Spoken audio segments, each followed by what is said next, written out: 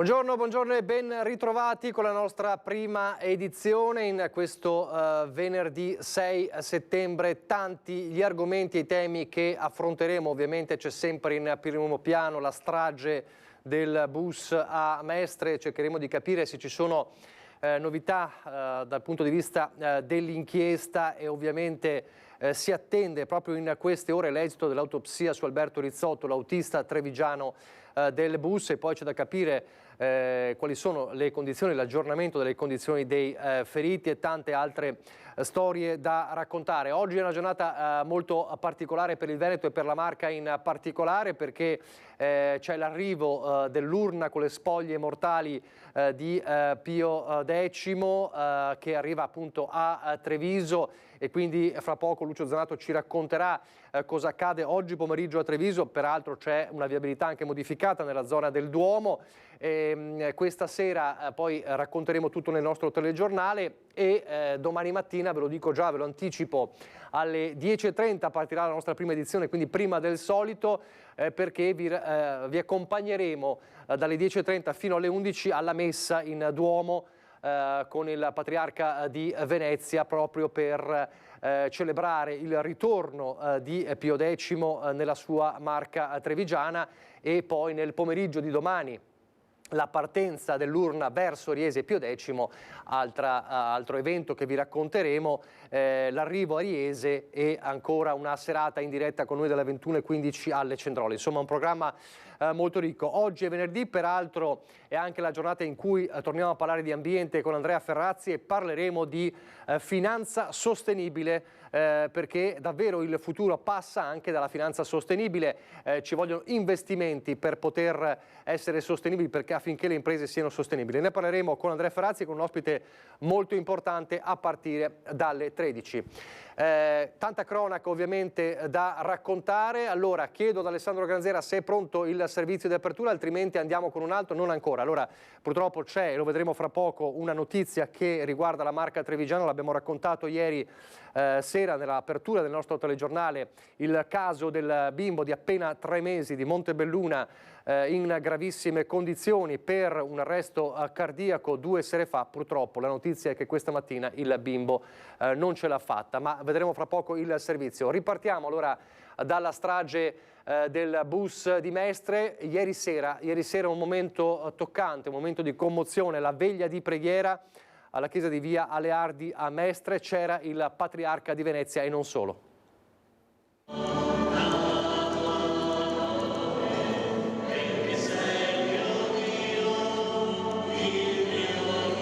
Dobbiamo affidare tutta la comunità al Signore, perché è una comunità provata.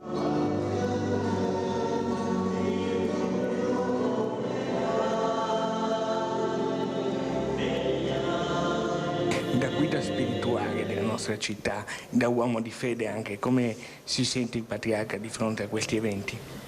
Beh, il Patriarca è un prete e quindi è un uomo e sente tante dilacerazioni interiori, ecco, anche perché ci si mette sempre nei panni di chi vive quella situazione che noi vediamo con empatia, ma dall'esterno. Ecco, sotto quei teloni potevo esserci io, potevano esserci persone a me amiche o familiari, ecco. E quindi quel sentirci vicini come un corpo unico. È stata data lettura anche di un messaggio del Santo Padre. Sì, mi è arrivato oggi pomeriggio un telegramma del Santo Padre in cui il Santo Padre si fa vicino prima di tutto ai feriti, poi ai parenti, e poi prega, dice la sua preghiera. Una nutrita partecipazione è il segno che abbiamo tutti recuperato quote di umanità, come diceva il Patriarca, perché anche la tragedia possa insegnare qualcosa. È un dolore immane, una tragedia che ognuno, soprattutto chi è stato sul posto l'altra sera, ha visto con i propri occhi questa scena apocalittica e si fa una domanda, ovviamente. La domanda è come può accadere che improvvisamente una vita umana viene spezzata. Intanto c'è l'inchiesta, lo dicevamo, il procuratore Cherchi ieri ha detto sarà disposta una super perizia sul guardrail, sul cosiddetto buco sul guardrail, e nel frattempo si attende l'esito anche dell'autopsia sul corpo dell'autista trevigiano Alberto Rizzotto. Come sapete l'ipotesi più probabile è quella del malore, ma appunto l'autopsia servirà per chiarire questo elemento. Sentiamo il procuratore ieri. L'autopsia è stata disposta, verrà fatta tra oggi e domani, i risultati non saranno immediati perché sono necessari esami di laboratorio e quindi appena si saprà qualcosa di definitivo e di chiaro, senz'altro su questa cosa verrà data opportuna comunicazione. In attesa dunque dell'esito autoptico sul corpo dell'autista quarantenne Alberto Rizzotto sono state identificate le vittime del tragico incidente avvenuto mercoledì sera sul cavalcavia di Mestre, 21 i morti, 15 i feriti. Le vittime sono state tutte identificate a stamattina, quindi a poche ore fa, e quindi per quanto ci riguarda abbiamo restituito le salme alle famiglie e quindi alle autorità amministrative che si occuperanno del rimpatrio. Questa era la priorità, ha ribadito Cherchi. Ora si pensa alle scatole nere, soprattutto a quel buco sul guardrail che sarà esaminato non appena si troveranno i tecnici idonei, dice. È sempre sotto sequestro, stiamo valutando l'ipotesi di fare una consulenza per valutare come era la situazione di fatto. Intanto, tra chi conosce bene gli autobus, la strada e soprattutto Rizzotto, definito scrupoloso e competente, sorgono dubbi sul fatto che prima di precipitare potrebbe aver incontrato un ostacolo sulla sua strada e proprio per evitarlo avrebbe sterzato. Un ostacolo luminoso, dice qualcuno, come questo. Nel frattempo gli inquirenti continuano a cercare di reperire informazioni dai feriti. Il problema è la situazione fisica e soggettiva in cui si trovano gran parte di quelli che sono ancora negli ospedali del Veneto. Sono situazioni molto gravi, ripeto, sia da un punto di vista fisico ma anche da un punto di vista psicologico, quindi dobbiamo valutare anche con un po' di equilibrio umano, prima ancora che giuridico, come sentirli, se sentirli e quando sentirli. E nell'attesa delle novità ci sono le polemiche ormai da diversi giorni su quel guardrail, polemiche ovviamente che investono il Comune di Venezia. Non c'è un buco, c'è un varco di circa 2 metri, è un varco tecnico, ma è qui da decenni, perché il progetto di questa protezione è nato così. Risponde così l'assessore comunale ai trasporti all'indomani delle polemiche e delle accuse scoppiate sul buco lungo il cavalcavia, quell'interruzione da cui è precipitato l'autobus. Di fronte a un mezzo di 13 tonnellate e mezzo che si è capito che non aveva più controllo perché non ci sono frenate e non ci sono controsterzate, non so quale barriera avrebbe bloccato una situazione del genere. Lo ha detto anche il dottor Cherchi, il bus non è uscito per 1,5 metri, è uscito un po' più avanti precipitando. Ma allora a volte mi chiedo, ed è giusto che chi fa la parte tecnica ci dia delle risposte, questo bus ha strisciato per decine di metri e si vede non è mai ceduto il guardrail. Perché non c'è una frenata? Perché non c'è una controsterzata? Io aspetterei le valutazioni della procura, ci sono telecamere, scatole nere, ci sono registrazioni. Fare sciacallaggio su questa vicenda anche no. Poraso aggiunge, quel cavalcavia il Comune l'ha ereditato. Dal 2016 noi abbiamo monitorato questo ponte, fatto tutte le procedure di legge, progetto preliminare, progetto definitivo, progetto esecutivo, una gara, aspettato che chi ha vinto la gara non abbia il ricorso contro perché 7 milioni di euro sono una gara importante. La gara è in esecuzione perché se poi arrivate da Venezia la vedete, c'è un cantiere aperto da oltre un mese che sta rifacendo la qui vicenda della banchina, perché io non posso inserire un nuovo guardrail se non rifaccio la banchina laterale. Infatti ci sono diversi milioni di euro investiti. Di quanti milioni parliamo, Assessore? 6,5 milioni quasi, di cui 3 vengono spesi per rinforzare i piloni. Intanto, dopo un giorno di silenzio nel rispetto delle vittime, intervengono le opposizioni. Come mai non era stato sostituito dal giorno dell'inaugurazione del cavalcavia, scrive il capogruppo di Tutta la città insieme. Perché le tante segnalazioni di precarietà continua non hanno trovato pronta soluzione, anche se tempo e fondi per farlo c'erano. Chi ha responsabilità, conclude Martini, deve rispondere. Tante le voci raccolte in questi giorni, c'è chi è riuscito a salvare 2 bambini, il ristoratore kosovaro che poi però ha raccontato ai nostri microfoni, c'era anche gente che scattava foto invece di aiutare. La barella per favore, c'è la bambina. Il suo destino diceva che lei doveva arrivare qui da clandestino per poi mettere in salvo dopo 25 anni 2 vite, quelle di 2 fratellini. Cioè, ripeto, io vengo da un paese dove abbiamo vissuto la guerra, che è stato tanti morti, che abbiamo perso anche dei parenti. So cosa vuol dire salvare una vita, una vittima, e quindi da lì ho corso. La corsa verso il bus appena caduto e prima che prendesse fuoco, le luci blu quasi accecanti, il suono delle sirene e la voce ansimante. E sono 50 dentro che stanno morendo. E quella di Bukay Bujar, tra i primissimi soccorritori, ha appena messo in salvo i 2 fratellini tedeschi, Oliver, 13 anni, con la sorellina Emilia, 4 anni appena, nella foto dopo la tragedia, con le gambe completamente avvolte in quella del fratello, in cerca di protezione. La barella per favore, c'è la bambina. Sentivo dei urli, sentivo che piangevano, eccetera. E lì ho visto questi 2 bambini e che ho cercato di mettere da parte, che piangevano, che chiedevano sempre la mamma. Ma i 2 fratellini non sanno di essere sopravvissuti alla mamma morta nell'incidente, con il papà di 33 anni sempre in terapia intensiva. Secondo Bukay, tante vittime si sarebbero potute salvare se soltanto ognuno tra i presenti avesse fatto la sua parte, invece di restare nella staticità di spettatori di morte. Dal posto dell'incidente a indietro di 30 metri c'erano tante persone che facevano il video e foto che io chiamavo l'aiuto, venite a aiutarmi, venite a darmi una mano, nessuno. Bukay, kosovaro, da genitore qual è, vedendo i 2 fratellini tedeschi soli, feriti e sanguinanti, ha subito pensato ai suoi 4 figli. Mi sembravano come fossi i miei bambini.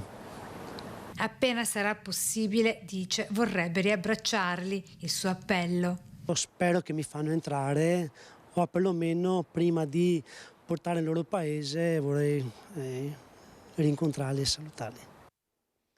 C'era chi in quel momento, l'abbiamo visto nel video, si trovava in un bus dietro la tragedia. Il racconto allora di chi si trovava in quel momento proprio nelle vicinanze dell'incidente. In quel momento non so come avremmo reagito o come avrei reagito io. Lui ha fatto quello che si sentiva di fare, quello che poteva fare, e se l'ha fatto è stato bravissimo. Sarebbe stato il primo a chiamare i soccorsi. Lui, l'autista 50enne mestrino, ora a casa per alcuni giorni, che guidava il bus Auriga sopraggiunto mentre l'altro precipitava. Stava riportando in mezzo in azienda, come racconta uno dei titolari quando si è ritrovato nel caos. No, non c'erano passeggeri a bordo, sì, stava rientrando e si è accorto di quello che stava succedendo e quindi si è fermato. Sconvolto, ha chiamato subito in azienda. Ha detto che era successo un disastro, che si era ribaltato un autobus ed era finito sotto il viadotto e che c'erano feriti, c'erano delle persone intrappolate. Voleva intervenire ma è rimasto bloccato, così ha lanciato un estintore a un autista che si era fermato a pochi metri dal rottame del bus sotto. Ora è a casa, forse sotto shock, perché vivere un inferno così, dicono molti autisti, ti cambia per sempre. Allora adesso ci colleghiamo con la nostra Ilaria Marchiori, si trova davanti a Palazzo di Giustizia a Venezia. Insomma, quello che si attende adesso è capire l'esito dell'autopsia sul corpo di Alberto Rizzotto e eventuali novità sulla indagine. Ilaria. Sì, buongiorno Nicola, buongiorno ai nostri telespettatori. Eravamo qui in attesa anche insieme a molti altri colleghi della stampa per capire se il procuratore capo Bruno Cherchi ci avesse ricevuto, ma così non è stato. Sappiamo che l'autopsia è stata effettuata, ma come abbiamo sentito anche nelle dichiarazioni del procuratore di ieri, servono dei tempi un po' più lunghi, i tempi tecnici ma anche approfondimenti scientifici che poi vanno effettuati, quindi probabilmente potremo avere delucidazioni nelle prossime ore, forse nella giornata di domani, al più tardi in quella di lunedì. Intanto però stanno emergendo comunque altri particolari. Ieri nel tardo pomeriggio c'è stato un ulteriore sopralluogo sopra il cavalcavia, un sopralluogo della Polizia Locale di Venezia, era presente anche il comandante generale Marco Agostini.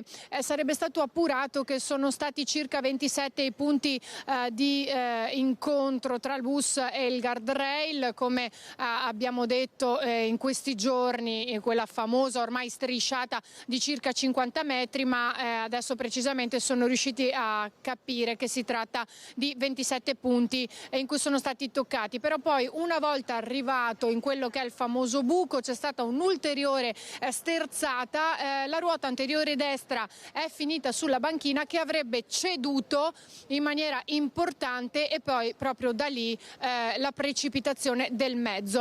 Abbiamo detto anche nel corso dei nostri vari servizi che più di qualcuno, soprattutto che lavora nel settore proprio, molti anche autisti e che conoscevano in particolare anche Rizzotto, definito...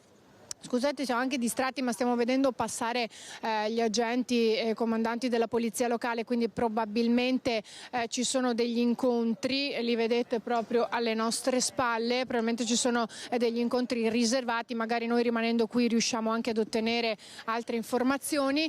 Dicevamo che comunque, secondo quanto pensano insomma alcuni esperti del settore, potrebbe anche non essere escluso che Rizzotto possa aver incontrato un qualche ostacolo, qualcosa che per evitare l'abbia fatto sterzare e poi arrivare sulla banchina, ma queste ovviamente sono solo supposizioni oppure l'opinione di chi proprio lavora nel settore e che quindi conosce bene il mezzo, la strada, e conosceva anche Rizzotto definendolo molto competente, responsabile e soprattutto capace.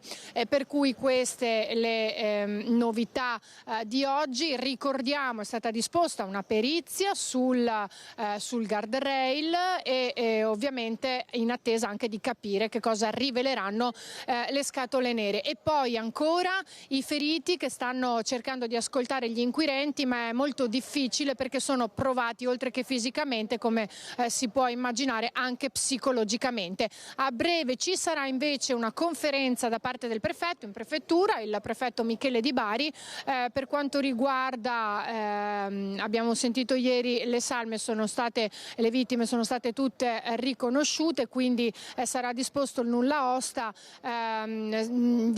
Sentivamo insomma poco fa, si parlava di un problema non da poco, nel senso che alcuni familiari ucraini faticano, o meglio per alcuni sembrerebbe impossibile arrivare dall'Ucraina qui in Italia, e quindi un dolore nel dolore in questa tragedia, anche non poter o non essere in grado di riuscire ad arrivare per recuperare i propri familiari, ma si spera che in qualche modo si riesca a risolvere anche quest'ulteriore problema. Queste in sintesi le novità di oggi. Se avremo ulteriori novità, ulteriori dettagli, chiederemo ovviamente la linea. Grazie mille Irene Marchiori, hai parlato ovviamente di Alberto Rizzotto. L'attesa per l'autopsia intanto è un paese che rimane chiuso nel silenzio del dolore. No, vi prego. Non è la voce di mamma Maria Dele Roma a parlare dall'uscio della villetta di Via Zacchi. La donna è troppo provata. Insieme al marito Luigi hanno perso un figlio. Sono i genitori di Alberto Rizzotto, l'autista che guidava il pullman che la sera del 3 di ottobre è precipitato dal cavalcavia di Mestre trascinando con sé tutti i passeggeri. È la 21ª vittima, il loro figlio, di questa tragedia immane che attende con ansia di avere una risposta. E proprio nel pomeriggio è stata fissata l'autopsia sul corpo di Alberto. L'esame autoptico affidato all'Istituto di Medicina Legale di Padova potrebbe restituire risposte decisive decisive sulla dinamica del disastro. Chiarire se l'uomo sia stato colto o meno da un malore improvviso costringendolo a perdere il controllo del mezzo, poi precipitato. La famiglia da ieri è protetta da una rete che sta filtrando ogni contatto con l'esterno. Questa mattina la visita di un carabiniere giunto con l'auto privata. È una cosa che riguarda la famiglia, grazie. Vi saluto. Anche gli amici più stretti stanno attendendo il momento opportuno per far visita alla famiglia. Tutti nel quartiere hanno scelto di rispettare il silenzio voluto da Maria Adele e Luigi, come la vicina e santola di Alberto, la signora Maria Maddalena. No, guardi, non ho niente da dire. Alberto era attivo nella comunità a fianco della Proloco di San Gregorio di Tezze e nel gruppo Tamburi della Dama Castellana. L'esame autoptico, una volta eseguito, permetterà anche ai genitori di poter dare l'ultimo saluto al figlio. La celebrazione avverrà con tutta probabilità qui nella chiesa parrocchiale di Tezze di Vazzola. Ad officiarla Don Alberto Basso, che oggi si è messo in contatto con la famiglia. Allora, poi c'è l'altro fronte, il fronte dei feriti. L'aggiornamento quotidiano ce lo dà come sempre la redazione di Padova. Chiara Gaiani in diretta, buongiorno Chiara.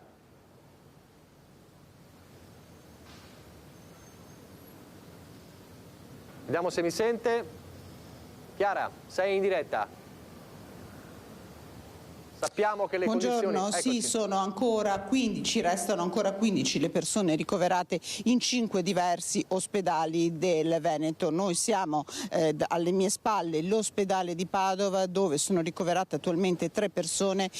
Preoccupano in particolare le condizioni di Anastasia, una bambina di 4 anni ucraina, seguita dalla terapia intensiva pediatrica. Con lei anche una donna ucraina di 29 anni, una donna spagnola di 52, tutte in terapia intensiva, seguite dal centro Grandi Ustioni. Le 3 pazienti hanno passato la notte in modo stabile, quindi le condizioni restano per ora stazionarie. Questo ce l'hanno confermato anche fonti dirette ospedaliere dell'azienda ospedaliera. Il bollettino è stato diffuso alle 11, poi sarà diffuso una nuova volta oggi pomeriggio intorno alle 17. Andiamo a vedere che cosa accade negli altri ospedali. Partiamo dal Cafoncello, da Treviso, dove ci sono 5 persone ricoverate, 3 sono di nazionalità tedesca, tra cui i 2 fratelli di 4, una bimba di 4 anni e un maschietto di 13. Ieri si sono aggravate le condizioni di un adulto di 33 anni, si trova ancora in terapia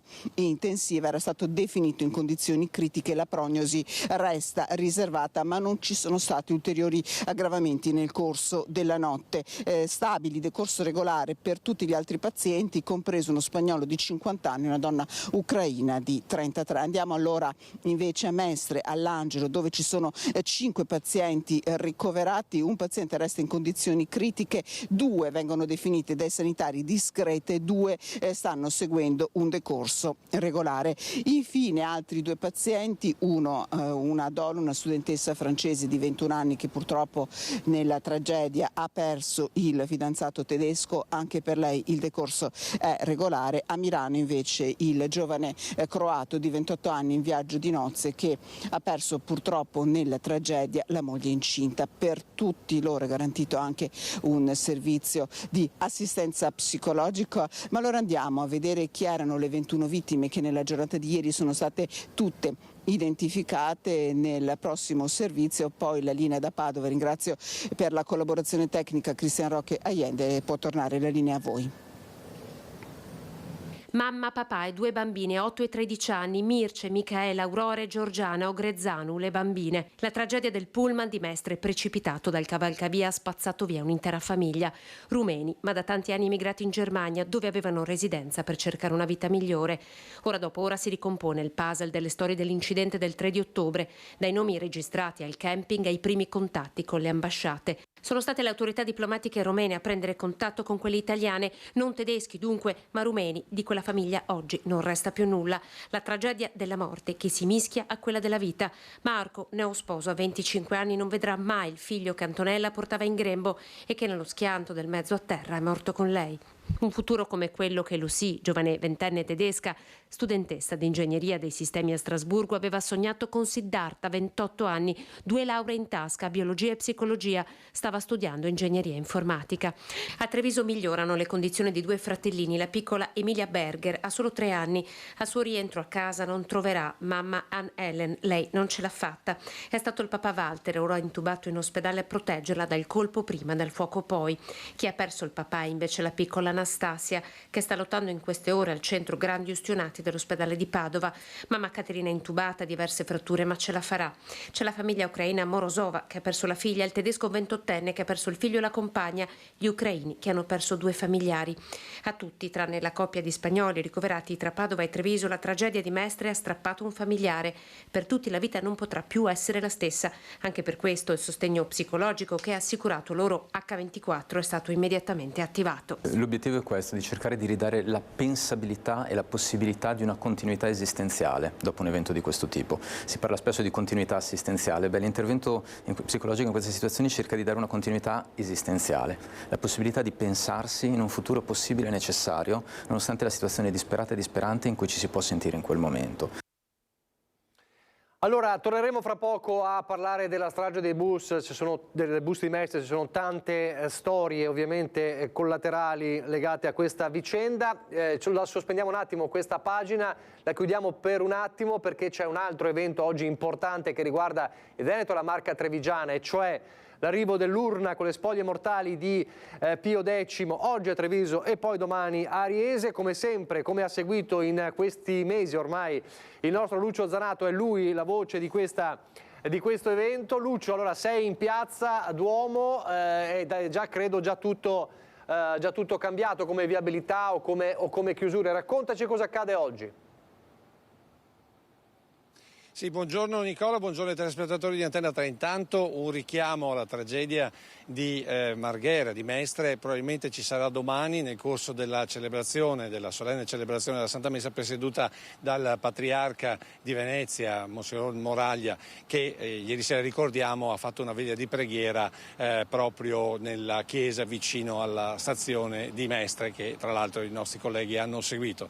Però torniamo a quella che invece è l'iniziativa, comunque l'inizio delle celebrazioni ufficiali per l'arrivo di Papa Pio X, Papa Sarto, nella sua terra, nel suo Veneto. Intanto la prima notizia è che è già arrivato. È arrivato questa mattina intorno alle 6 per una questione ovviamente logistica e di posizionamento, e in questo momento logisticamente parlando vedete c'è la piazza del Duomo già chiusa al traffico. Perché? Perché dalle 15 inizieranno ufficialmente le celebrazioni, per una questione che diciamo pratica, diciamo subito che la piazza sarà completamente chiusa, per cui il traffico verrà deviato. Ci sono i vigili urbani che hanno già iniziato a porre i cartelli, e quindi chi viene a Treviso tenga presente che c'è appunto questa diciamo deviazione della viabilità. Per il resto invece abbiamo contattato e ringraziamo Alessandra Cecchin dell'ufficio stampa della diocesi di Treviso. Buongiorno Alessandra. Buongiorno. Allora, ci vuoi raccontare cosa succede oggi pomeriggio dalle 15, visto che Pio X è già qui dentro in Duomo? Sì, tu l'hai spiegato bene, per questioni appunto logistiche c'è stato un anticipo di questa sistemazione. Noi oggi però alle 3 lo accoglieremo in modo ufficiale, in modo sia dal punto di vista religioso che civile. Ci sarà un momento di preghiera guidato dal Vescovo con, ci auguriamo, molti fedeli e con le autorità civili. Tutto questo qui davanti? Qui davanti all'Episcopio, al Vescovado, e in piazza proprio, aperto a tutti. Ecco, questa è una cosa importante. Aperto assolutamente a tutti, e poi in processione andremo in cattedrale, andremo in Duomo a venerare appunto San Pio X, e ci sarà il momento di venerazione da parte del Vescovo per primo, e poi via via tutti quanti. Sarà un momento semplice di preghiera, non una messa, un momento semplice di preghiera che poi vivremo anche questa sera con tutti i consigli pastorali della diocesi. Ecco, per chi vuole venire oggi pomeriggio a venerare, logisticamente parlando c'è da parcheggiare fuori, e poi naturalmente se arriva qui a piedi c'è bisogno di prenotazione di qualcosa? Assolutamente no, tutto libero, le prenotazioni sono soprattutto per Riese, quando Papa Pio X sarà a Riese, appunto perché è lì per una questione appunto di contingentare gli accessi al Santuario delle Cendrole, che è piccolino bisogna avere dei numeri appunto scaglionati, dei gruppi scaglionati.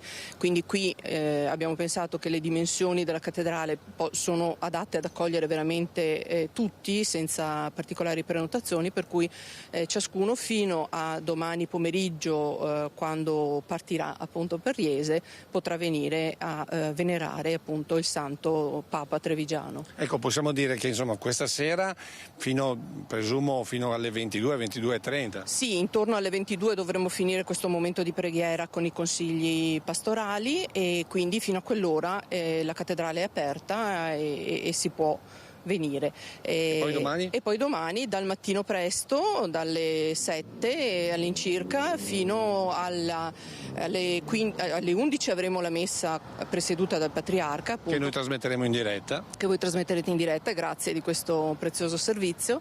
E poi orario continuato fino alle 3 che ci sarà la celebrazione del mandato a oltre 700 catechisti della nostra diocesi, e al termine del quale ci sarà la partenza di Pio X per Riese. Ecco, non facciamo previsioni perché è impossibile in questo momento dare i numeri di chi arriverà a venerare, a trovare il Papa Trevigiano. Sicuramente un grosso afflusso è previsto e di conseguenza c'è una logistica sia per quanto riguarda i parcheggi sia per quanto riguarda l'arrivo qui in piazza. Non a caso la piazza rimarrà chiusa. Direi che possiamo dire, ecco, noi naturalmente oggi faremo il reportage dell'apertura ufficiale e poi questa sera nel corso dei telegiornali racconteremo tutto e faremo vedere anche le immagini registrate questa mattina proprio per fare il reportage completo del ritorno a casa di San Pio X nella sua terra veneta e poi naturalmente nella sua Riese. 6 domande, se non restituisco la linea. Grazie Lucio Zanato, e poi ti rivedremo ovviamente in collegamento nel telegiornale del Veneto e negli altri telegiornali proprio per lanciare poi il reportage. Grazie, noi adesso andiamo in pubblicità, poi di nuovo in diretta.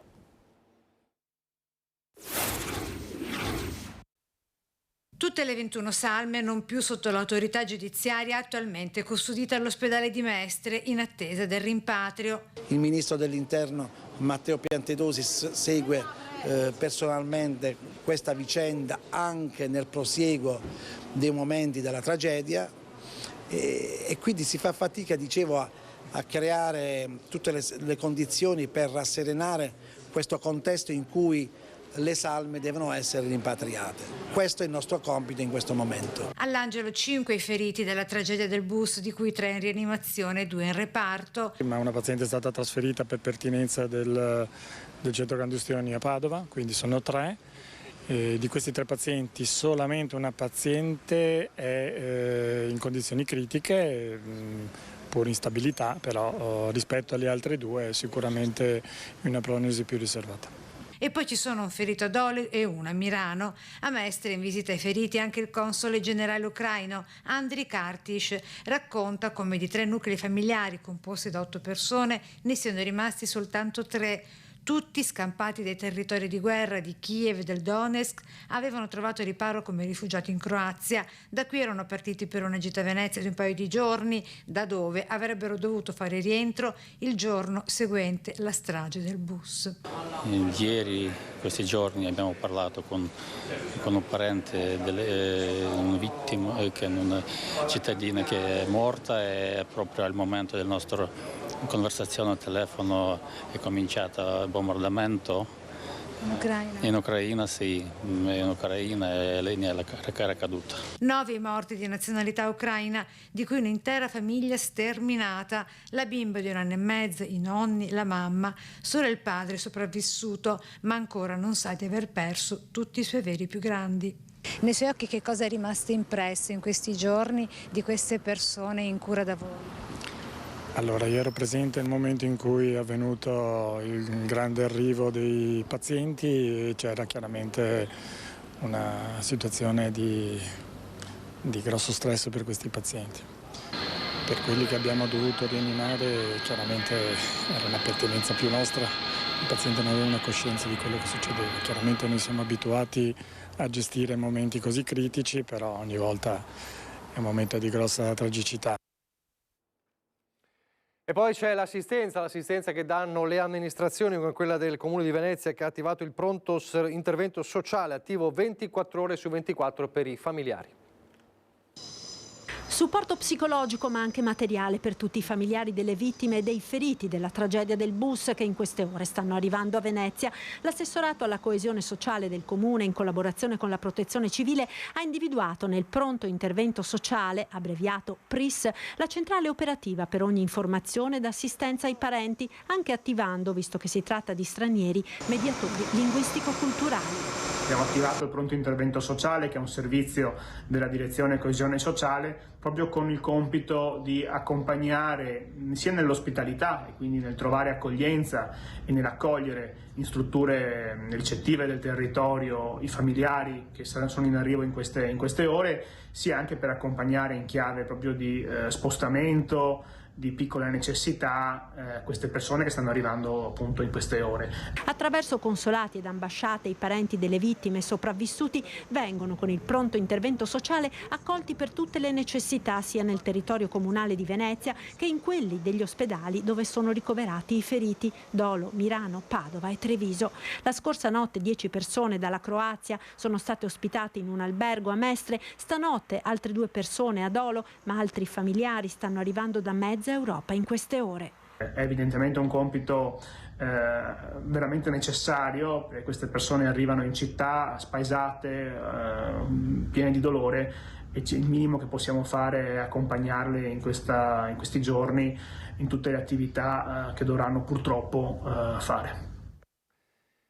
E prima di chiudere la pagina della tragedia, della strage del bus, un aggiornamento dall'ULSS 3 Serenissima. È una conferenza stampa che ha seguito la nostra Anna Maria Parisi e che poi vedremo questa sera nel corso dei nostri telegiornali. A parlare è il responsabile della psichiatria dell'ospedale di Mestre. Al momento, dice, non abbiamo affrontato l'elemento traumatico con nessuno di loro, con nessuno dei feriti ovviamente del bus ricoverati nel nosocomio. Stiamo supportando quotidianamente, anche più volte al giorno, i feriti con cui riusciamo ad avere colloqui. Ce ne sono alcune situazioni critiche sul piano internistico che sono inaccessibili al colloquio, ma gli altri li stiamo rivedendo più volte, sia loro sia i familiari. Accompagniamo i familiari da loro, per cui stiamo seguendo tutti i processi di avvicinamento e di evoluzione anche psicologica.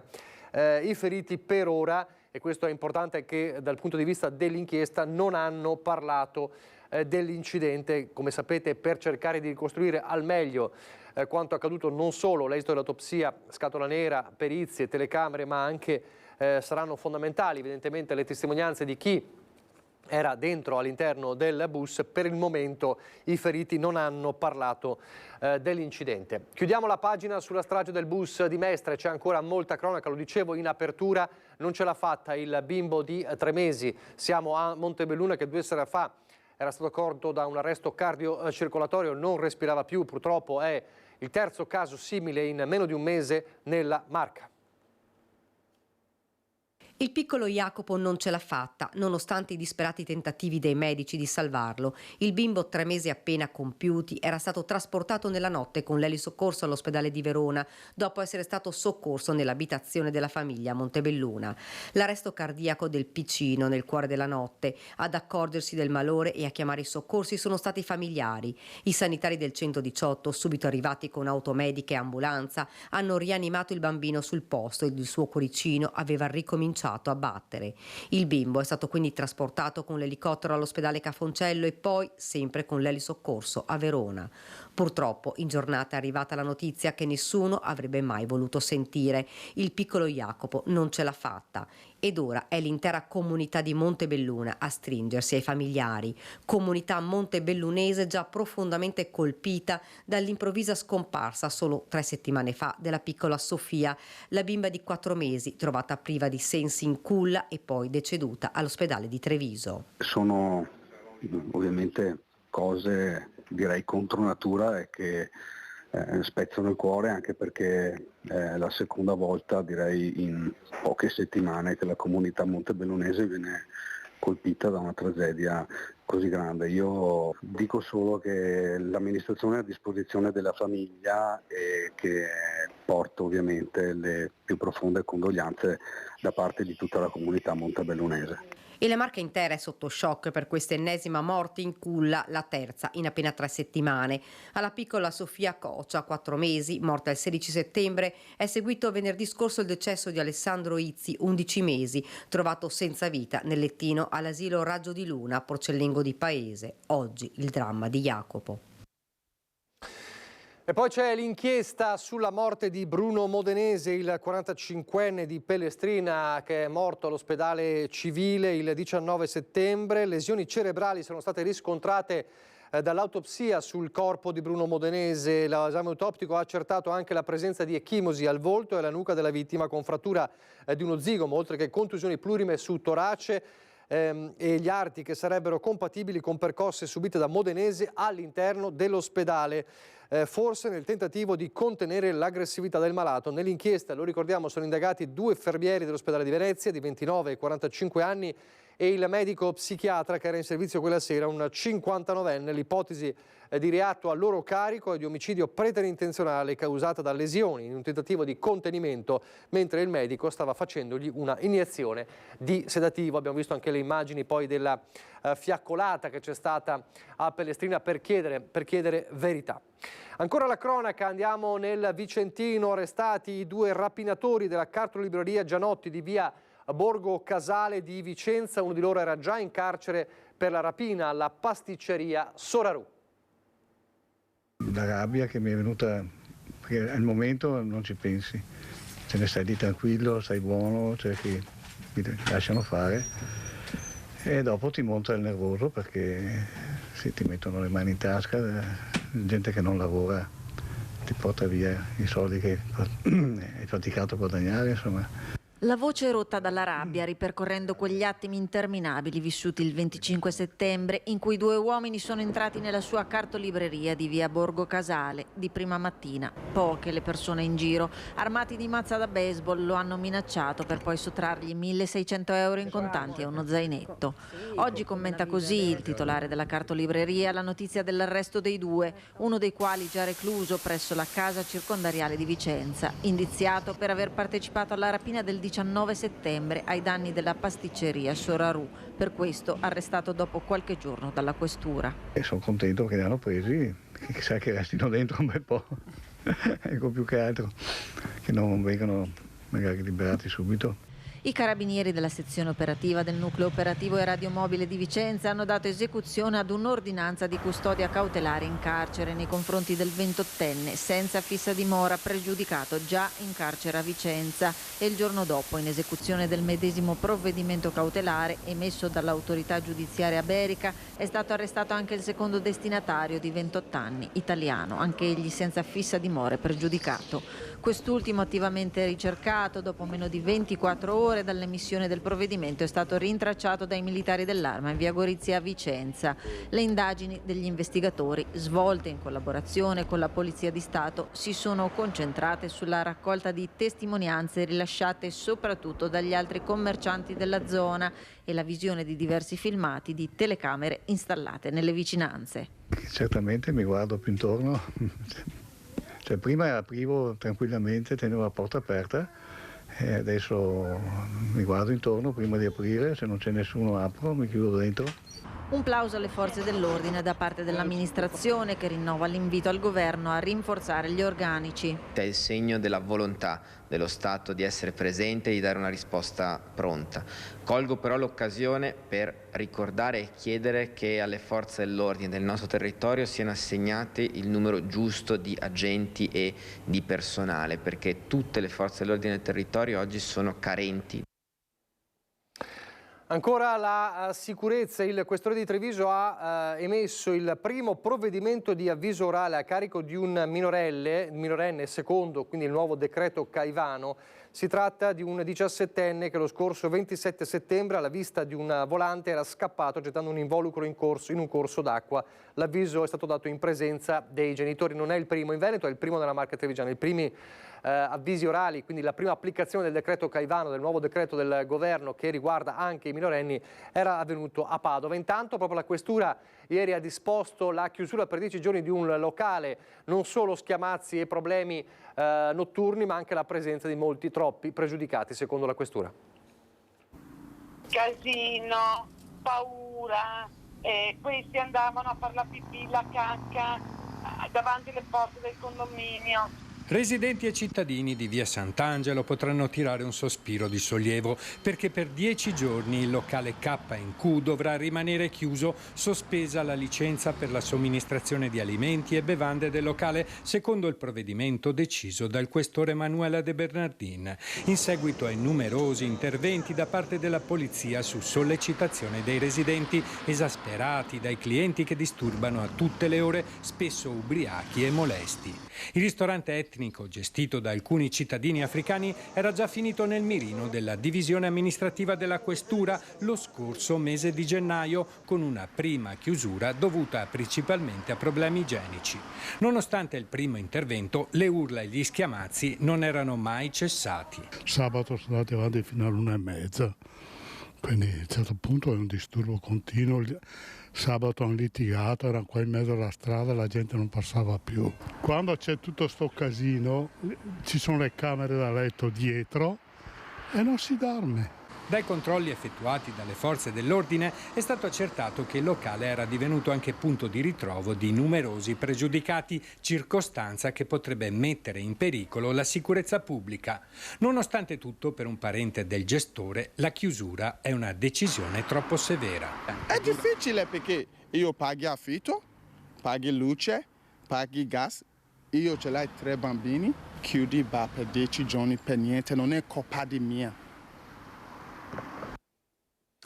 La politica e continuano i nuovi ingressi in Forza Italia. Oggi la presentazione a Padova di Fernando Zilio, un nome molto noto in città, ex presidente di Unioncamere del Veneto e di Confcommercio Veneto, un nome noto al di là anche dei confini della città del Santo e che per la prima volta si tessera a un partito politico. Sentiamo. L'ingresso di Fernando Zilio è davvero, insomma, mai avuto una tessera di partito, a quel che mi risulta, è riuscito a farlo entrare in Forza Italia? No, non è che sono riuscito io, è che ci conosciamo e ci stimiamo da molti anni e Forza Italia oggi sta cercando persone come Fernando Zilio, persone credibili, che abbiano capacità di governo del territorio, che abbiano dimostrato di saper fare, che abbiano un modo garbato. Persone serie che siano affidabili per gli elettori e quindi Fernando Zilio è esattamente quello che serve a Forza Italia, quello che cerca Forza Italia oggi per radicarsi sempre di più, per crescere sempre di più e ripeto per essere credibile rispetto agli elettori. Fernando Zilio non ha bisogno di molte presentazioni, un grande passo l'ingresso in Forza Italia, lei non credo avesse avuto prima tessere di partito, perché? Perché è il momento giusto per lei adesso? Guardi, conosco Flavio Tosi da tantissimi anni, ho lavorato con lui anche in occasioni quando facevo il presidente della Camera di Commercio, quando facevo il presidente di Unioncamere del Veneto e ho sempre stimato Flavio Tosi per il modo in cui ha condotto e ha gestito il comune in particolare il comune di Verona, che è un comune, vediamo, che naviga, corre, sviluppa attività, sviluppa interessi ed è un comune molto molto dinamico e ha superato Padova. Una squadra che man mano insomma si sta definendo, sta riaggiungendo pezzi, sta anche un po' riaggiustando forse il tiro rispetto alla presenza di Forza Italia in Veneto. Beh, più che altro si sta tornando a essere un partito vero, tant'è che adesso ci saranno i congressi, entro la fine di questo mese scadono i tesseramenti, fra dicembre e gennaio, quindi fine ottobre, fra dicembre e gennaio ci saranno i congressi provinciali che eleggeranno i coordinatori provinciali, a febbraio ci sarà il congresso che incoronerà segretario Antonio Tajani e a marzo-aprile ci saranno i congressi cittadini, quindi tutti i comuni, tutte le città. E quindi torna a essere un partito vero, presente, dove in ogni comune del Veneto un cittadino, un imprenditore, il sindaco sanno che c'è Forza Italia e con chi parlare se è un problema a livello provinciale, a livello regionale, a livello nazionale, avere dei riferimenti. L'orizzonte così più importante sono le regionali, come ci si avvicina? Ci si avvicina con un peso diverso dal passato. Quando sono state nel 2020, qualche anno fa, le elezioni regionali, Forza Italia abbiamo 2 consiglieri di maggioranza su una maggioranza di 41. Questa volta i numeri saranno radicalmente diversi. Sembra più un messaggio per Fratelli d'Italia che per la Lega, mi sbaglio? No, penso che sia normale, ci sono momenti in cui le cose vanno tanto bene e le cose vanno tanto male. Nel 2020 le cose andarono maluccio, adesso andranno meglio, dopodiché sarà più forte uno, un po' più debole l'altro, quello si vedrà, noi sicuramente cresciamo. E poi ci sono i ragazzi, i giovani di Fridays for Future che sono tornati nelle piazze d'Italia, in 35 piazze d'Italia, per parlare dei cambiamenti climatici e non solo. A Padova l'appuntamento era in Piazzale Stazione. La città, una delle città più inquinate d'Europa, con i livelli di PM10 e di PM2.5 più alti. Siete pronti a tornare in piazza? Oggi è il primo appuntamento autunnale dei Fridays for Future. 35 città, c'è anche Padova, Mattia. Sì, c'è anche Padova, siamo tornate in piazza oggi insieme anche ai comitati della città, insieme agli studenti medi e agli studenti universitari, per portare ancora la nostra voce contro la devastazione climatica e per la giustizia climatica e sociale. È solo l'inizio di un autunno che vi porterà in varie città, anche del Veneto. Certo, è l'inizio di un lungo percorso, anzi è il continuo di un percorso che non si è mai arrestato, quello per la giustizia sociale e la giustizia climatica, che ci porterà tra le altre cose ad attraversare presto i territori di Cortina per le mobilitazioni contro le Olimpiadi di Milano Cortina del 2026. Pensiamo che la lotta climatica non possa essere slegata da tutte le lotte, anche dalla lotta per la casa. In questo momento Padova sta affrontando una crisi abitativa grandissima, anche da parte di vista degli studenti universitari che in questi giorni si stanno mobilitando e stanno manifestando per chiedere delle misure immediate. Cortina del 2026 e la devastazione che stanno portando questa grande opera. Non ci sono solo giovani in corteo? No, Sergio, ci siamo anche noi, perché evidentemente è una questione che riguarda tutte le generazioni. Ma voi siete qui anche per un motivo fondamentale, è per la città che siete qui, per la città in cui vivete? Siamo qui per tutto, però anche per la città, perché ormai è da tanti anni che è sotto l'assalto del cemento, dei gas climalteranti e delle polveri sottili. Non si può buttare ancora cemento per costruire delle grandi opere inutili. E allora da Padova a Treviso continuiamo a parlare di ambiente, così ci avviciniamo allo spazio di fra pochissimo con Andrea Ferrazzi. Ieri a Tallinn, capitale dell'Estonia, la vittoria di Treviso che conquista l'European Green Leaf, che premia le città più sostenibili del continente. Il capoluogo della Marca vince come la città più verde sotto i 100.000 abitanti. Vediamo allora il momento della premiazione e 2 parole, un estratto del discorso di Mario Conte. I'm happy to announce as the winners of the European Green Leaf for the year 2025, the city Treviso.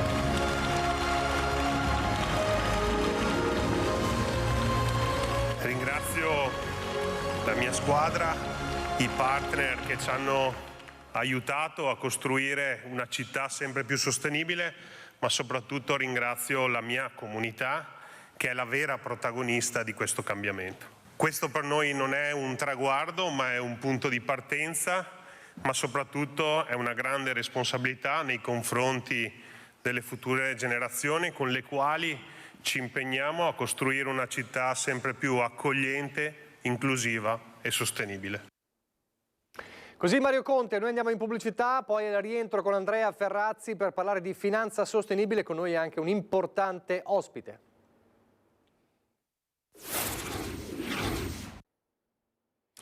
Di nuovo in diretta, ben ritrovati, e quindi l'appuntamento del venerdì con Andrea Ferrazzi. Buongiorno e ben ritrovato. Buongiorno, ben ritrovato a lei e a tutti gli ascoltatori. Seconda puntata del nuovo ciclo. Come sapete, chi magari si è perso la puntata scorsa, il nuovo ciclo sull'ambiente, transizione ecologica e sostenibilità ha un ospite.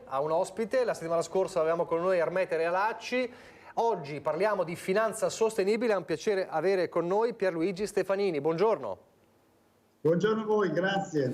Allora, presidente dell'Alleanza Italiana per lo Sviluppo Sostenibile, ASVIS, è stato presidente di Unipol, presidente anche tuttora della Fondazione Del Monte di Bologna e Ravenna, ma insomma qui con noi oggi come presidente di ASVIS, questo è l'acronimo insomma di questa associazione, di questa fondazione, pardon. Allora, come sempre, la prima domanda per dovere di ospitalità è proprio all'ospite che si collega con noi. Che cos'è ASVIS? ASVIS è un'alleanza italiana che si è costituita nel 2016, composta da oltre 300 soggetti della società civile, delle istituzioni territoriali, delle università, ONG, terzo settore. Dunque rappresentiamo una bella fetta del nostro paese. Lo scopo che ci siamo proposti insieme a Enrico Giovannini nel 2016 è quello di promuovere nel nostro paese i contenuti, gli obiettivi e i valori e la cultura dello sviluppo sostenibile che sono dentro l'Agenda 2030. Quindi uno sforzo davvero fondamentale per il nostro futuro e per chi verrà dopo di noi.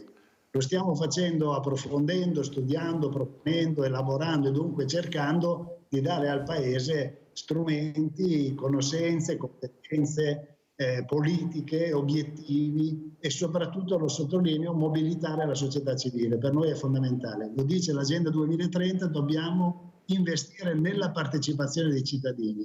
Dobbiamo favorire processi di competenza che si acquisiscono e si diffondono e dunque dobbiamo fare in modo che il nostro Paese possa maturare in modo consapevole verso gli obiettivi dell'Agenda 2030. Ecco, il tema di oggi è un tema che può sembrare ostico, insomma, per i nostri telespettatori, per cui chiederò a lei Ferrazzi e a lei Stefanini di renderlo il più semplice possibile per i nostri telespettatori, ma soprattutto è un tema chiave, perché lo dicevamo l'altra volta, anche con Realacci. Se davvero le aziende devono investire nella sostenibilità e già lo fanno, c'è bisogno di una finanza sostenibile, c'è bisogno di investimenti. Allora, Ferrazzi, adesso nel mondo economico e finanziario di oggi, quali sono gli elementi, i pilastri imprescindibili per un'azienda, per una realtà? Ma intanto un'azienda deve avere una finanza che funziona, un sistema bancario, creditizio e anche di finanziamento del capitale di rischio che funzioni, questo è di ogni evidenza. Non c'è azienda che si occupa appunto di prodotti, di servizi, quindi né impresa né azienda in senso stretto che non lavora strettamente, che non debba strettamente ricercare il capitale col quale poi appunto oltre il capitale diciamo iniziale per creare l'azienda stessa, poi bisogna appunto utilizzarlo per massimizzare la redditività e quindi gli investimenti e via dicendo. E quindi quando noi parliamo di finanza e di finanza sostenibile parliamo di un settore fondamentale della nostra diciamo iniziativa economica a livello nazionale e internazionale. Può sembrare un ossimoro, no? Usare il termine, una contraddizione, finanza sostenibile, però invece è esattamente questo. Guardi, i pilastri fondamentali dell'economia del mondo, dell'economia del futuro e quindi anche della finanza ad oggi sono, semplificando, sostanzialmente due. La necessità di una grande politica verso la digitalizzazione e una grande politica verso appunto la sostenibilità. Ora guardi, se lei va a vedere, come abbiamo già avuto modo di affrontare anche nelle trasmissioni precedenti, la questione dei finanziamenti europei, del PNRR, che è appunto la declinazione nazionale del grande piano del Green Deal europeo, no? Con la Next Generation EU, gli 800 miliardi dedicati alla ripresa, alla crescita e alla trasformazione del sistema industriale del nostro continente, in particolare appunto alla trasformazione verso il futuro per creare uno sviluppo appunto sostenibile. Ebbene, i due pilastri di questo finanziamento sono anche dal punto di vista quantitativo proprio il green e la digitalizzazione. Il green sui 200 miliardi che il nostro Paese ha ottenuto dal finanziamento europeo copre più del 30% e circa, diciamo, parecchie decine di miliardi di euro, per semplificare, e la digitalizzazione copre un altro 20%, quindi green e digitalizzazione da sole sono più della metà del finanziamento complessivo che l'Unione Europea ha attribuito al nostro Paese. Ma questo lo possiamo vedere anche, diciamo, negli investitori privati, non solamente nelle grandi politiche, diciamo, di finanza pubblica. Lo citavamo l'altro giorno, il più grande investitore istituzionale del mondo, colui appunto che collabora col mondo delle imprese apportando il capitale di rischio, è BlackRock. BlackRock è un fondo internazionale che ha somma un patrimonio di 8.000 miliardi di euro. Ora, 8.000 miliardi di euro sono 4 volte il prodotto interno lordo nazionale del nostro Paese. E l'amministratore delegato di BlackRock ormai ribadisce da tempo che la sostenibilità e la transizione green, dunque, sono il nuovo paradigma del mondo dell'economia e della finanza. E non sono rimaste parole, perché BlackRock, seguita poi a ruota da innumerevoli altri soggetti, finanzia solamente i progetti che vengono presentati dalle imprese di carattere green, di carattere, diciamo, sostenibile, e quindi è di ogni evidenza che questo è un settore che è partito, è decollato e certamente crescerà anche nel futuro. Stefanini, le chiedo due cose. La prima, noi come dire, siamo abituati, diciamo, l'uomo della strada, l'uomo comune è abituato a assimilare la finanza a qualcosa spesso di negativo, che cerca solo il profitto. Quando è cominciato lo scarto tra una finanza che guarda solo al profitto e una finanza che guarda a qualcosa di diverso, e la situazione, se c'è un dato, se esiste un esame, un'analisi su questo, la finanza sostenibile in rapporto alla finanza che ancora cerca il profitto a tutti i costi, com'è il rapporto oggi? Le cose sono molto cambiate negli ultimi anni, voglio ricordare due tappe fondamentali. La prima è il 2015, quando l'ONU approvò l'Agenda 2030.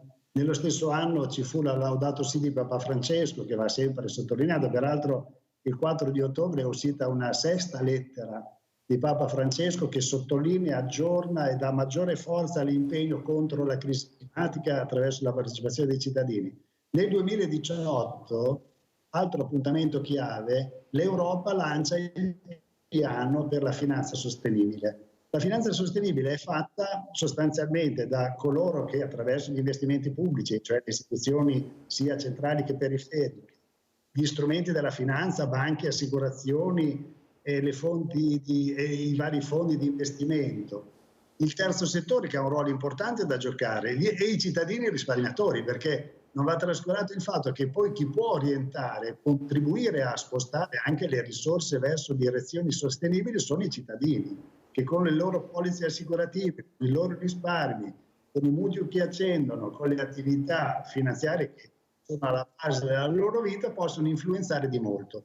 La finanza sostenibile è cresciuta molto. Oggi nel mondo si stima che almeno 33.000 miliardi di dollari sono investiti attraverso politiche che riconoscono nell'ambiente, nella dimensione sociale e nella governance adeguata la prospettiva sulla quale agire. Quindi si tratta di incoraggiare e incrementare questo. Infine, l'Europa ha stabilito, collegandosi al Green Deal e le cose che diceva Andrea Ferlazzi prima, una tassonomia finanziaria. Ha individuato, ovvero una serie di misurazioni per accompagnare tutti gli istituti finanziari di tutti i tipi in questa direzione, e cioè attraverso un impegno per la mitigazione e l'accompagnamento alla crisi climatica, per ridurre l'inquinamento, per modificare i sistemi dei trasporti, per affrontare in modo moderno l'agroalimentare, per salvaguardare la biodiversità, e dunque tutti interventi, investimenti che sono finalizzati a creare una prospettiva di sviluppo sostenibile.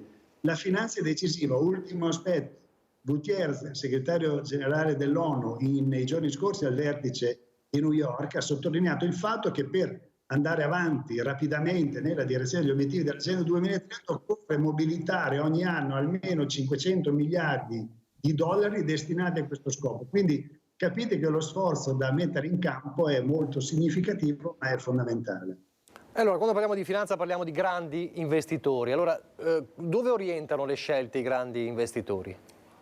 Li orientano nei cosiddetti megatrend, cioè i trend di fondo, gli orientamenti di fondo che sono quelli che trasformano e stanno trasformando il nostro pianeta e quindi la vita culturale, sociale, politica, economica e istituzionale. Certamente in questi megatrend c'è la questione del cambiamento climatico, questo sia a livello appunto, come diceva Pierluigi Stefanini, a livello delle Nazioni Unite, sia per quanto riguarda il nostro continente relativamente alle politiche appunto dell'Unione Europea. Poi c'è tutto il comparto della rivoluzione tecnologica, qui si apre un campo sterminato, anche inquietante per alcuni versi, pensiamo all'intelligenza artificiale, la cyber security, l'internet delle cose, il cloud, insomma tutti settori che stanno crescendo, cresceranno in maniera assolutamente determinante e che interfacceranno con innumerevoli aspetti, diciamo così, della nostra vita. Poi c'è tutta la questione del sanitario, no? Immaginiamo cosa vuol dire, per esempio, soprattutto in Occidente, ma non solo in Occidente, l'innalzamento della qualità della vita e della vita media, tutta la cosiddetta silver economy, cioè l'economia della, diciamo, della terza età, da chi ha più di 65 anni, ma contemporaneamente anche l'importanza della spesa sanitaria. Le regioni hanno all'interno del loro bilancio il 70-80% del complessivo dedicato alle spese sanitarie. E in questi giorni sono sorte molte polemiche, politiche istituzionali, è intervenuto anche il presidente Mattarella, tra i governatori delle regioni che chiedevano più fondi per la salute delle persone, pena il fatto che il sistema non funziona più e quindi sempre di più ci si deve spostare dal pubblico, servizio appunto nazionale pubblico, a privato a pagamento, e questo è inaccettabile soprattutto per noi veneti. Vogliamo ricordare che il sistema nazionale pubblico è stato creato dalla ministra Tina Anselmi, di qui proprio della provincia di Treviso, di Castelfranco, è stata una pietra miliare, diciamo, che ha fatto sì che quello che era previsto nella Costituzione diventasse davvero, come dire, carne, no? Diritto esigibile e non solamente formalmente iscritto all'interno della Costituzione. E quindi tutta la questione della sanità e con tutte le contraddizioni anche che esistono all'interno di questo settore. E poi c'è il tema dello sviluppo demografico, assolutamente asimmetrico a livello mondiale. Quando noi parliamo di sviluppo demografico parliamo di migrazione, per esempio, non possiamo tapparci gli occhi dinanzi a quello che sta avvenendo attorno a noi. E poi l'ultimo megatrend a livello internazionale riguarda le città, le politiche dell'urbanizzazione. Ormai abbiamo superato gli 8 miliardi di abitanti nel nostro pianeta e di questi 8 miliardi più della metà oggi vive nelle città e negli ultimi 40 anni c'è stato un boom della crescita degli abitanti delle città rispetto agli abitanti globali e di ogni evidenza dunque che si pone da questo punto di vista la questione delle risorse e in questo settore c'è tutta la questione della risorsa suolo e quindi della rigenerazione urbana. Questi sono già, ma saranno i megatrend all'interno del quali la finanza e dunque anche la finanza sostenibile si sta muovendo e si muoverà sempre di più. Stefanini, di questi megatrend dov'è che la finanza è più avanti, di questi percorsi che ha detto Ferrazzi? È evidente che la finanza riflette come poi si sviluppa il sistema produttivo ed economico di un paese.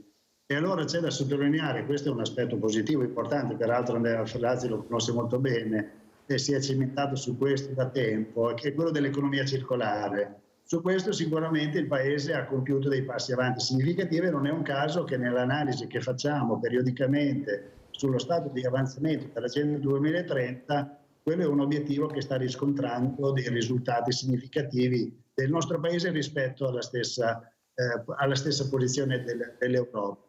Vi sono altri campi sui quali invece c'è bisogno di lavorare di più. Voglio fare due esempi che sono delicati, difficili ma fondamentali. Uno riguarda tutto il sistema della mobilità sostenibile. Su questo abbiamo bisogno di incoraggiare processi evolutivi, trasformativi, innovativi del sistema dei trasporti, sia pubblico che privato, a tutti i livelli. Il nostro è un paese che purtroppo ha una carenza strategica strutturale importante da colmare. Dobbiamo aumentare tutte le forme di mobilità dolce, dobbiamo integrare i sistemi Dobbiamo favorire processi di utilizzo del trasporto pubblico a tutti i livelli, sia nelle città che nei sistemi di grande comunicazione del nostro Paese. Su questo la finanza credo sia pronta, bisogna, come dire, in qualche modo creare il giusto collegamento, no? La giusta sintonia. Infine, e qui c'è una carenza dell'Europa che spero venga colmata presto, mentre c'è stato un lavoro importante sulla tassonomia finanziaria che ha definito parametri per far cosa? Per rendere il sistema e il mercato finanziario simmetrico, ovvero tutti hanno le stesse condizioni di concorrenza e di partenza. Rendere il mercato trasparente e renderlo leggibile, no? E sapere bene in che direzione il processo evolve e come viene misurato. Manca, e su questo bisogna insistere, la tassonomia sociale. I temi che sottolineava Andrea Ferrazzi sono fondamentali. Su questo l'Europa ha fatto dei passi avanti importanti con il vertice di Lisbona del 2021, ma adesso deve tirare a stringere. Su questo purtroppo c'è molta difficoltà, perché sui temi che sottolineava Ferrazzi, alla sanità, alla dimensione di welfare, abbiamo bisogno di un forte investimento, di innovazione e soprattutto, lo vorrei sottolineare, di legare i servizi e le risposte alle persone. Non a chi fa i servizi, ma a chi li riceve i servizi. Questo orientamento va decisamente spostato verso i cittadini che hanno bisogno. Queste difficoltà sono difficoltà dovute a inerzia culturale o altri interessi, secondo lei? Mancanza di coordinamento, interessi politici? Ma credo che le ragioni siano molteplici. Purtroppo su questo terreno dell'innovazione sociale abbiamo bisogno di investire in termini culturali, di competenza molto di più rispetto a quello che fino ad ora siamo riusciti a fare. Ci sono anche molte resistenze legate anche ad interessi, perché no, che non vanno sottaciuti. E dunque lo spostamento di attenzione, di impegno e di lavoro in questa direzione diventa fondamentale. Anche perché, voglio fare un esempio per spiegarvi meglio, dati recenti, peraltro pubblicati da Sole 24 Ore, quindi sicuramente non un giornale, posso dire che non sia, non è sicuramente un giornale di sinistra, legato ai movimenti dei giovani, sottolineava in questi giorni, rispetto al fenomeno dell'inquinamento nella pianura padana, una situazione molto grave. Dal 2016 al 2020 in Italia sono morte oltre 200.000 persone per inquinamento. Capite quanto è importante il collegamento tra la dimensione sociale e quella ambientale? E allora quando sento dire che la sostenibilità è un costo, io mi chiedo, ma il costo di quei morti come lo consideriamo? Quale effetto umano, civile, sociale, democratico propone un tema di questo tipo? Allora capiamo bene che se noi agiamo per cambiare, migliorare, adeguare il sistema ambientale a tutti i livelli nella direzione di creare benessere per i cittadini, daremo una risposta davvero convincente. Ferrazzi, io leggendo un po' di finanza sostenibile, è una giungla per me non semplice, mi sono imbattuto in un termine: aziende rigenerative. Cosa sono le aziende rigenerative? È la prima volta che sento un aggettivo del genere vicino all'azienda. Diciamo, per semplificare, è l'ultima evoluzione dell'azienda che avrà successo nel mercato.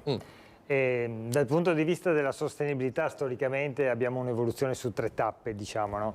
E la prima forma di sostenibilità sociale del mondo dell'impresa è legata alla filantropia, cioè quando l'imprenditore, magari illuminato, aveva un occhio di riguardo non solamente alla crescita del profitto, solamente appunto legata alla sua azienda in senso stretto, ma voleva far crescere il territorio e quindi creava anche un contesto territoriale che si arricchiva molto dalla crescita dell'impresa. E da questo punto di vista abbiamo avuto degli esempi straordinari nel nostro paese, pensiamo a Adriano Olivetti, ma pensiamo anche a esperienze interessantissime nello stesso Veneto, no?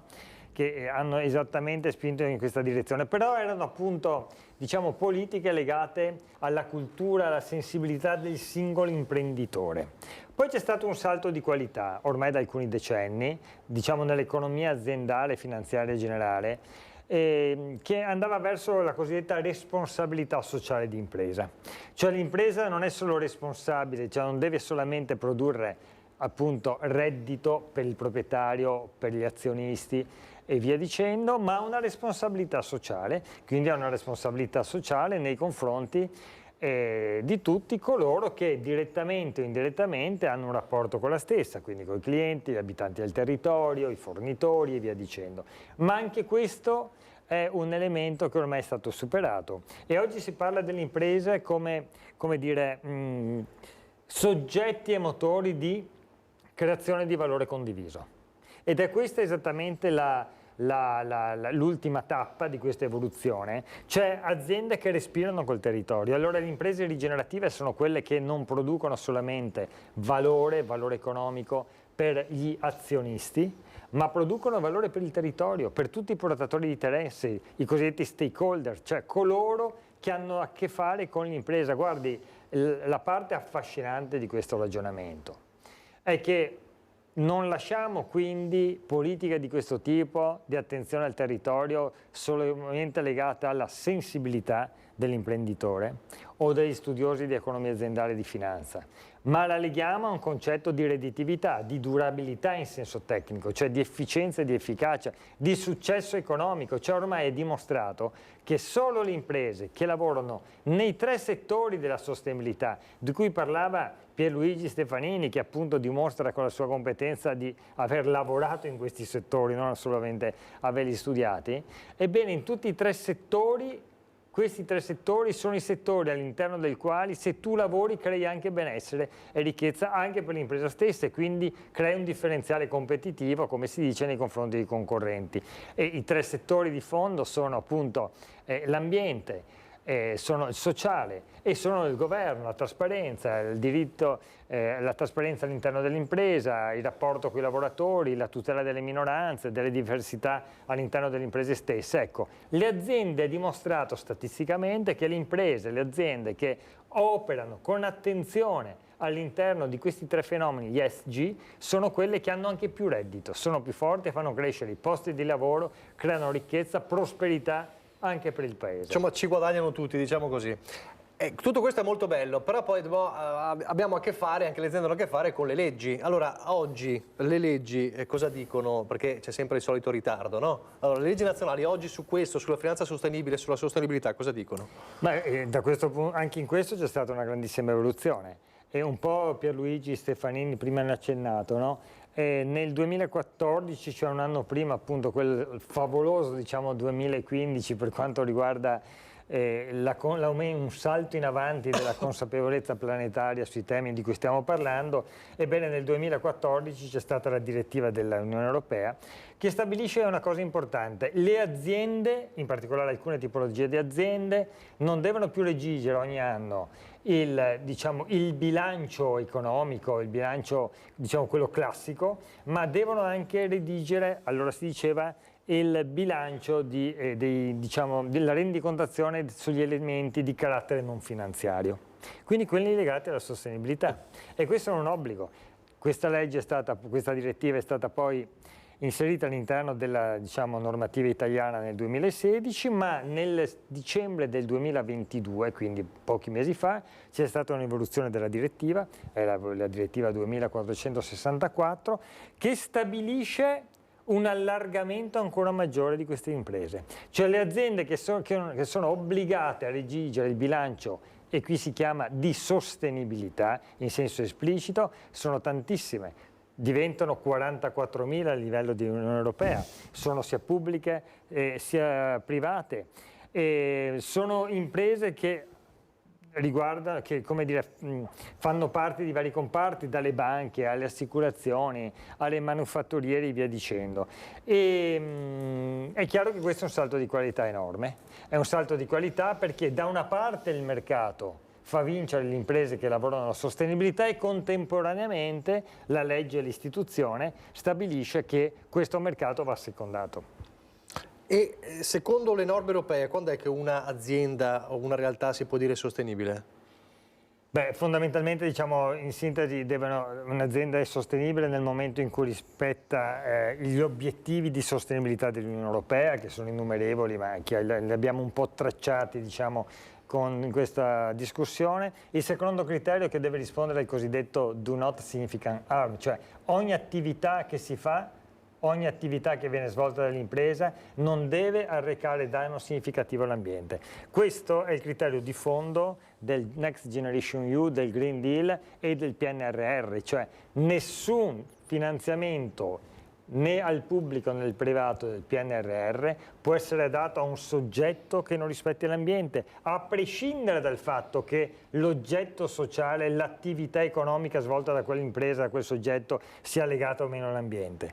Ma qualsiasi attività pubblica e privata non deve assolutamente inficiare l'ambiente. Dopodiché c'è la terza questione, di cui giustamente Pierluigi Stefanini parlava prima e sottolineava con particolare vigore, cioè la questione del rispetto sociale, della generazione di valore sociale attraverso gli investimenti, attraverso l'attività economica, e quindi tutta la questione dei diritti.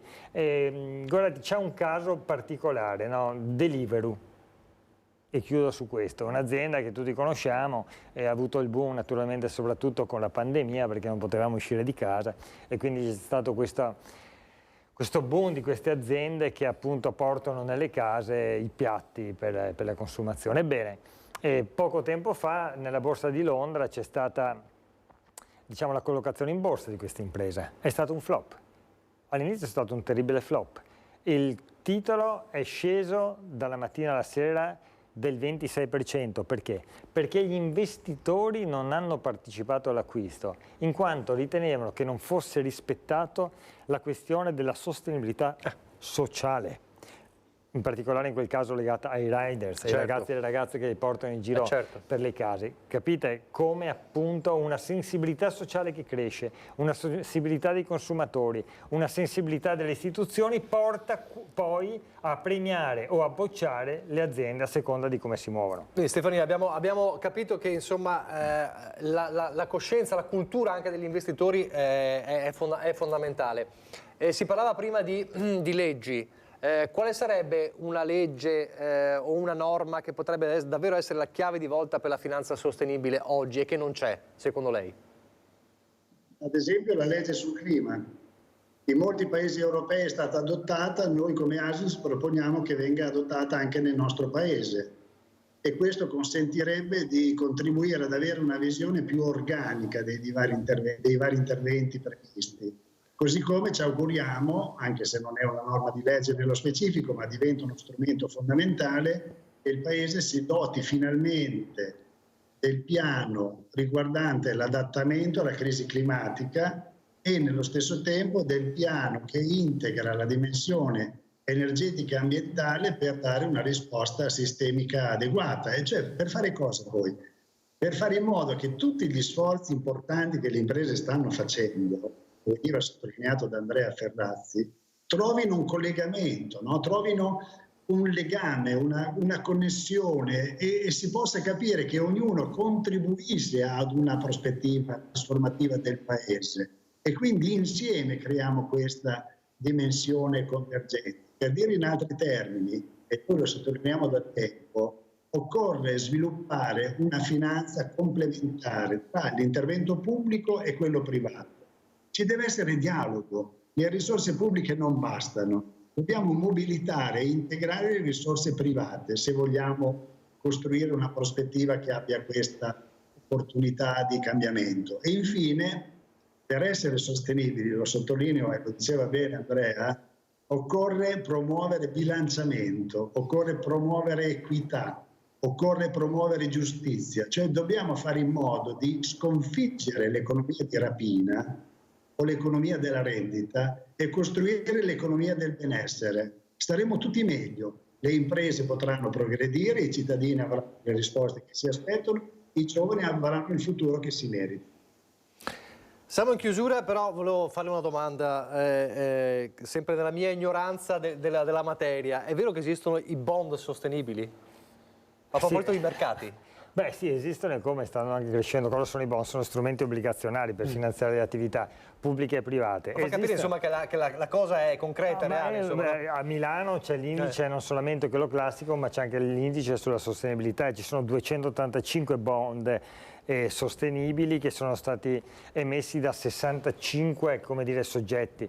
emettitori, ma lo stesso per quanto riguarda i grandi piani di investimento dell'Unione Europea, il bando SURE, il bond SURE, il bond per la transizione giusta, insomma tutto il mondo pubblico-privato si sta muovendo esattamente in questa direzione, stanno crescendo, e Pierluigi Stefanini dava all'inizio di questo nostro incontro anche una cifra sulle decine di miliardi di euro 33, che a livello 33 miliardi, certo. mondiale si stanno muovendo e si orienteranno sempre di più in quella direzione lì. Insomma, gli strumenti ci sono, ci vuole anche come diceva Stefanini, qualcosa in più anche a livello legislativo. Siamo davvero in chiusura, grazie davvero per essere stato con noi e Pierluigi Stefanini, grazie e buon lavoro con ASVIS e speriamo insomma che poi ci sia questo davvero quello che lei auspicava. Con Andrea Ferrazzi noi ci ritroviamo la settimana prossima sempre all'1.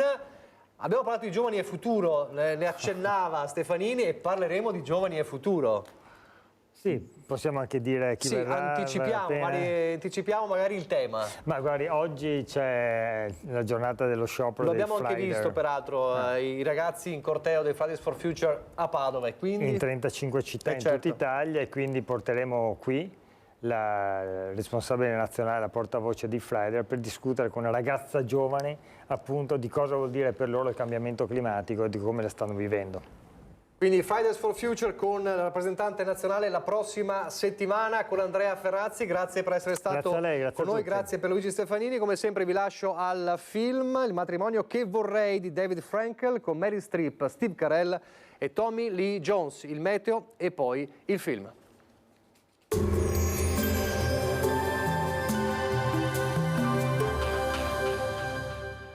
Portaci gli oggetti, i mobili, i vestiti che non usi più. Da noi, guadagni. Ex novo mercatino dell'usato. Aperto 7 giorni su 7, via Vicenza 23, Vedelago. Benvenuti al meteo. L'anticiclone si rafforza ulteriormente sul nostro territorio. Il tempo si mantiene buono, una sorta di estate nel cuore dell'autunno.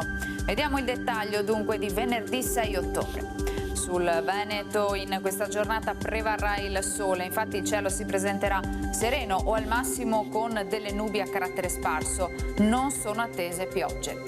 Temperature oltre la media stagionale, minime sui 10-16 gradi, massime tra 22 e 27 gradi. Ci spostiamo ora sul Friuli Venezia Giulia. Sarà ampiamente soleggiato con cielo sereno, poi in giornata poco nuvoloso. Temperature minime tra 11 e 17 gradi, massime sui 24-26 gradi. Infine ci spostiamo sul Trentino Alto Adige, dove di fatto avremo ben poche novità. Anche in questo caso sarà piuttosto soleggiato, con alcune nubi in transito e con temperature piuttosto miti per il periodo. Minime infatti comprese tra 12 e 13 gradi, massime sui 25-26 all'incirca. Dal meteo per ora è tutto, vi auguro un buon proseguimento in nostra compagnia.